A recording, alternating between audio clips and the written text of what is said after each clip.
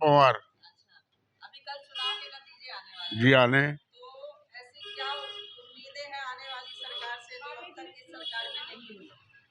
पिछले 10 सालों से वो काम रुका पड़ा हुआ है, ऐसा कुछ नहीं लग रहा है? देखो, एंटी कम्बेंसी तो है और 10 साल के अंदर जो काम होने चाहिए थे वो तो एक बहाना बनाता है केजरीवाल, लेकिन काम कुछ नहीं किया उसने। लेकिन हाँ, जो लालच दिए, जो फ्री के लालच दिए, वो अभी तक भी लोगों में कामयाब है। वो दिमाग के अंदर घुसा हुआ है कि बिजली फ्री, पानी फ्री, बस सेवा फ्री, और आगे पता नहीं क्या दे देगा। लेकिन हाँ, ऐसा है कि अब के एक तरफा चुनाव नहीं है, चुनाव बराबर का चल रहा है और कोई भी पार्टी सरकार बना सकती है। सर्वे तो आपके ये बता रहे हैं कि बीजेपी सरकार बना रही है, सर्वे तो ये बता रहे हैं कि बीजेपी सरकार बना रही है, लेकिन ऐसा नहीं है। दोनों साइड से बराबर का है, लेकिन आम आदमी और बीजेपी हाँ, इस टाइम फाइट है, फाइट है दोनों में।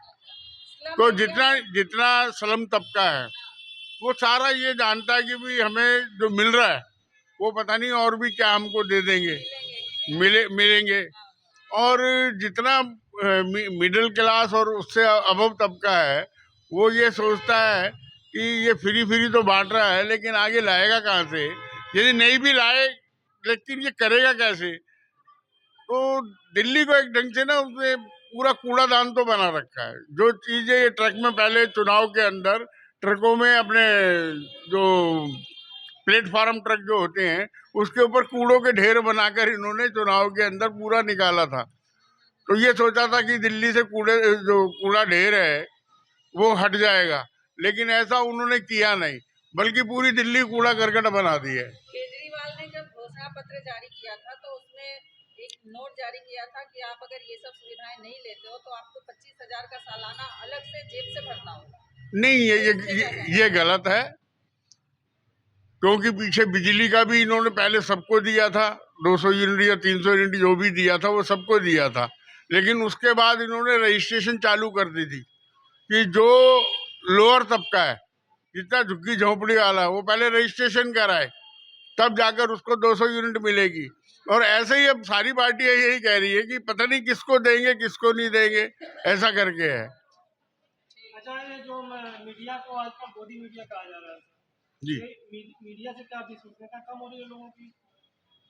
मीडिया क्या कि कुछ बातें, कुछ मीडिया के एंकर ऐसे हैं जो अपनी बात इस प्रकार रख देते हैं कि जिससे ये लगता है कि ये पक्षपात कर रहा है, जबकि किसी व्यक्ति को बोलना चाहिए।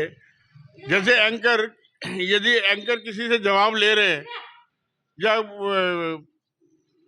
आपस में बहस करा रहे दोनों तीनों पार्टियों की, लेकिन वो खुद जाकर जो बीच में बोलने लगते हैं, इससे लगता है कि ये पक्षपात कर रहे हैं मीडिया वाले। मतलब लोगों की थोड़ा सा विश्वसनीयता कम हो रही है कि खबरें निष्पक्ष नहीं आ रही? ऐसा तो बहुत पहले से कुछ चैनल ऐसे हैं जो बिल्कुल ही दिखाते हैं, वो दूसरे को दिखाते ही नहीं है, सिर्फ एक ही पार्टी का दिखाते हैं। पार्टी का तो नाम नहीं लूंगा, लेकिन एक ही पार्टी, एक ही का दिखाते, एक ही के नेताओं को दिखाते, एक ही के नेताओं की बातों को आगे रखते। यदि नेता खुद ही ले, मतलब खुद प्रवक्ता बन जाते, वो कुछ एंकर ऐसे हैं वो पार्टी के प्रवक्ता खुद ही बन जाते हैं। सर, आप क्या कहना चाहेंगे? कल चुनाव के नतीजे आ रहे हैं। चुनाव के नतीजे, जैसे हमारे भाई ने भी कहा, बिल्कुल भारतीय जनता पार्टी के पक्ष में है। मैं थोड़ा सा इनसे भिन्न हूँ। भारतीय जनता पार्टी सरकार बनाने जा रही है। हम तो न्यूट्रल लोग हैं, ये आप पटका ना देखें, क्योंकि बच्चों का यहाँ टेबल लगे हुए थे तो ये पटके बांध रखे बच्चों ने। पर उसका कारण है, उसके कारण ये है कि जनता त्रस्त है केजरीवाल के झूठों से। झूठ बोलता निकल जाता है, पत्थर फेंकता और फिर भाग जाता है।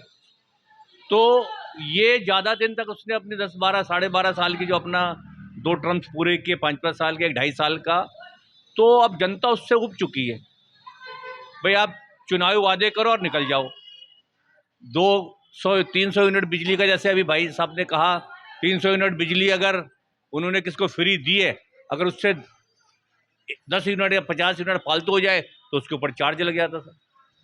20,000 लीटर का अगर पानी का सगुफा छोड़ा तो 20,000 से अगर ऊपर हो जाए तो पूरा आपको बिल देना पड़ेगा। जो जल, घर घर जल की बात थी, नल में पानी नहीं आता, अगर आता है तो गंदा आता है, सीवरेज ओवरफ्लो है। तो कई चीज़ें हैं, अब जनता उनके जो लुभावने वादे थे उससे उब चुकी है।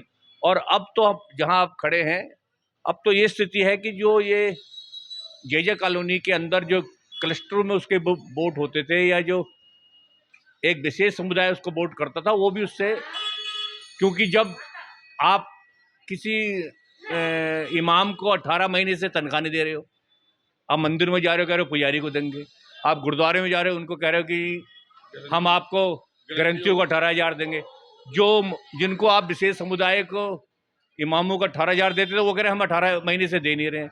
महिलाओं को आप कहते थे भाई हम उनको फ्री बस सेवा करेंगे, पर शिकायतें ये हैं कि बस के ड्राइवर वो महिलाओं को देख के रुकती नहीं है।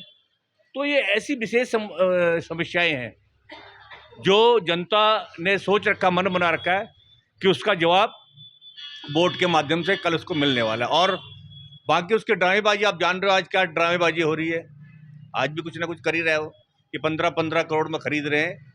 तो ये सब चीज़ें जनता उसको सही वक्त पर जवाब देगी।